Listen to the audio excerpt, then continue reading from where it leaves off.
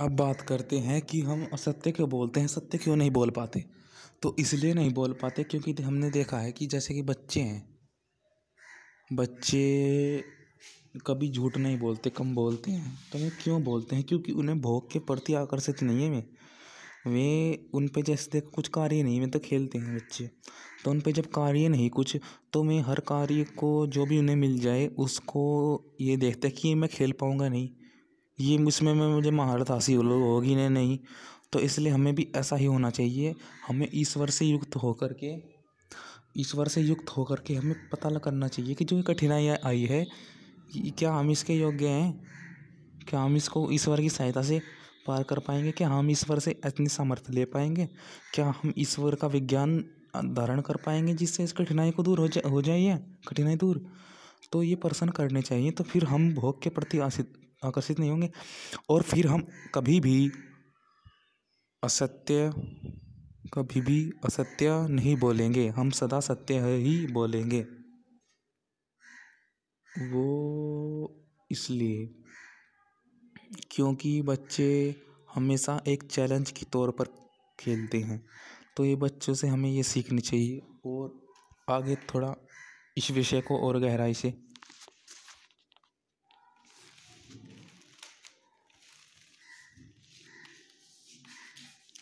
अब ईश्वर की उपासना का विषय जैसा वेदों में लिखा है उसमें से कुछ संक्षेप से यहाँ भी लिखा जाता है। इसका अभिप्राय यह है कि जीव को परमेश्वर की उपासना नित्य करनी उचित है। उपासना समय में सब मनुष्य अपने मन को सब उसी में स्थिर करके यह भावना रखे कि ये मेरे आज जीवन में कठिनाई आई है, क्या इससे मैं कुछ इसका हल निकाल पाऊँगा? क्या इससे मैं कुछ सीख पाऊँगा? क्या इस कठिनाई से मैं आगे बढ़ पाऊँगा? ये प्रश्न अपने मन में करके स्थिर कर मन को करे। और जो ये प्रश्न है और जो लोग ईश्वर के उपासक अर्थात बड़े बड़े बुद्धिमान, वही तो बात है कि हम पूछेंगे कि जो हमारी कठिनाई आई है क्या हम इसके पार जा सकते हैं? हम ये सोचेंगे कि क्या हम इसके पार जा सकते हैं, तो फिर ये हमें उत्तर मिलेगा। हम ईश्वर से विज्ञान हम क्या धारण कर सकते हैं, तो विज्ञान को धारण करने का सतत प्रयास करें। आज नहीं मिला तो कल को मिलेगा, कभी ना कभी तो सफल होंगे ही, कभी ना कभी तो विज्ञान मिलेगा ईश्वर का। जब हम उपासना करेंगे तो उपासना करने से ईश्वर का ज्ञान कभी ना कभी तो मिलेगा ही। तो फिर हम ये इसका लाभ ले सकते हैं कि कभी ना कभी तो हमारा ईश्वर का ज्ञान मिलेगा। उपासना योग के ग्रहण करने वाले हैं वह सबको जानने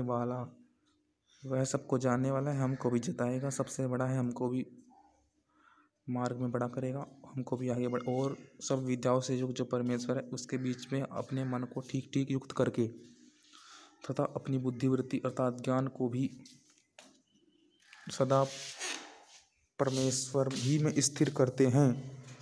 जो परमेश्वर इस सब जगत को धारण विधान करता है सो सब जीवों को गानों को तथा प्रजा का भी साक्षी है। वही हमारा साक्षी है, वही हमारी कठिनाई का साक्षी है, उसका समाधान का भी वही साक्षी है। वही हमें कठिनाइयों से पार कराने का साक्षी है। वही एक परमात्मा सर्वत्र व्यापक है जिससे परे कोई उत्तम पदार्थ नहीं है। मतलब उससे अच्छा कोई सुझाव नहीं दे सकता, उससे अच्छा कोई मार्ग नहीं बता सकता कठिनाई से निकलने का। तो उससे अच्छा कोई मार्ग बता ही नहीं सकता। उस देव अर्थात सब जगत के प्रकाश और सब की रचना करने वाला परमेश्वर, उसने ही रचना की है। वही उससे ही कठिनाई, उसके पदार्थों में जो रचना की है उससे ही कठिनाई उत्पन्न हुई है। तो वो कठिनाई का तोड़ जानता है। ईश्वर सब का ज्ञान वाला है। हम लोग सब जगत का रचना करने वाले परमेश्वर की हम लोग सब प्रकार से स्तुति करें। किसी वह स्तुति है कि सबसे बड़ी अर्थात जिसके समान किसी दूसरे को ही नहीं सकती।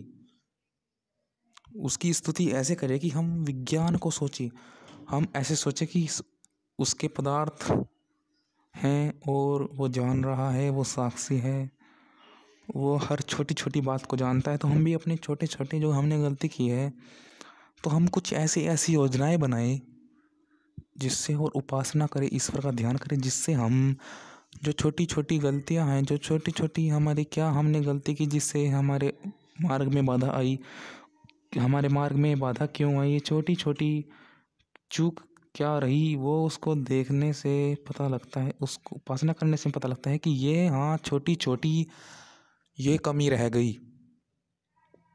योग को करने वाले मनुष्य तत्वथार्थ ब्रह्म ज्ञान के लिए प्रथमः जब अपने मन को पहले परमेश्वर में युक्त करते हैं, तब परमेश्वर उनकी बुद्धि को अपनी कृपा से युक्त करते हैं। पहले अपने मन को परमेश्वर से युक्त करने का मतलब ये है कि परमेश्वर पे समर्पित हो जाओ, कि जो कठिनाई है तो आ जाने दो, कठिनाई आ गई तो आ गई।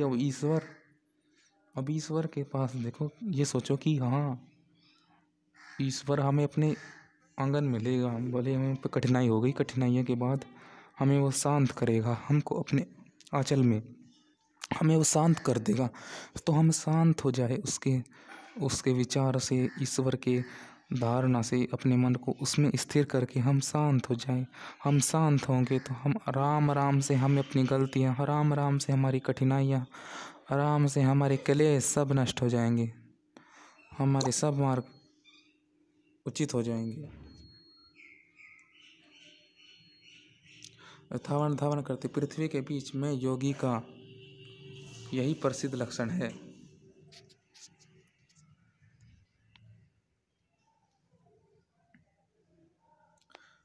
फिर वे परमेश्वर के प्रकाश को निश्चय करके यथावत धारण करें।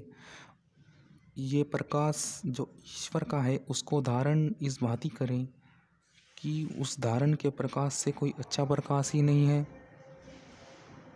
कि उससे उत्तम कोई चीज़ ही नहीं है। भले ही हमारे पे गलती हो गई, परंतु वो हमें शांत कर देगा, वो हमारे अंतिम छोर है, उससे अच्छा कोई चीज़ है ही नहीं, उससे उत्तम कोई पदार्थ है ही नहीं, उससे अच्छा कोई ज्ञान ही नहीं है, वही ज्ञान देगा, वो ही हमें भले के लिए प्रेरित करेगा। हम लोग मोक्ष सुख के लिए यथा योग्य सामर्थ्य से बल से किसी उपासना करें, आत्मा को शुद्ध करके, जिससे अपने मन को भी शुद्ध करें, आत्मा में शुद्ध भावना रखें, कभी वैर ना रखें, तो हमें मार्ग मिलेगा।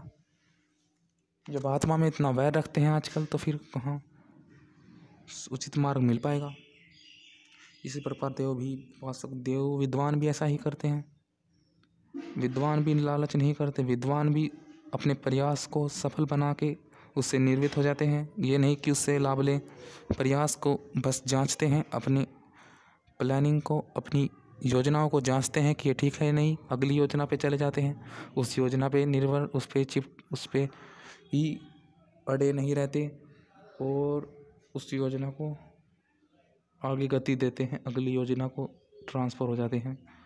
और